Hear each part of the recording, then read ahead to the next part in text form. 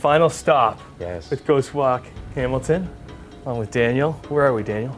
What a great place to end it at. We're actually inside the Pheasant Plucker restaurant. I always have to say that slow just in case. You got it. But this is a beautiful space. This is originally a garrison house for the courthouse that dates back to the early 1800s. But the garrison house was built in the mid 1800s for court officials. So you have that energy here, and you have the energy of everybody who's lived in it since then. So I'll tell you, there are multiple ghosts from different generations. We have a little boy haunts the back room and the basement. Imagine how tense it is to go down there and get supplies from the basement from the workers here, especially at night. A woman with fiery red hair has been seen in the back corner.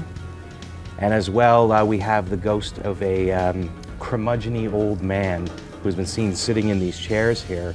Now they know he's here because he's smoking a cigar. And constantly people have smelt cigar smoke up here when there's nobody around. Now, a while ago, we did an investigation, years back, and we had 2 psychics that we brought in with some of the wonderful tools like EMF detectors and divining rods. And it was one of our psychics, Michelle, was over in the back corner there holding an EMF in front of her. And I watched this happen. I actually had the camera on her when it did. Something grabbed her hand, threw it all the way back.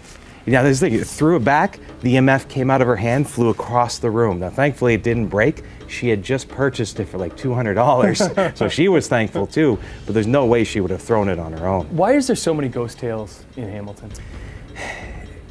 You know what, I've been asked that so many times, and I'll tell you, Hamilton is just a different city than the rest of the country. Our history is much more dark. I've been able to create a whole tour out of that kind of history, like famous historical characters like Rocco Perry, our original Al Capone, and Evelyn Dick from the Torso murders. Like we don't have regular criminals here, we have over-the-top criminals, and it gives the city this different feel.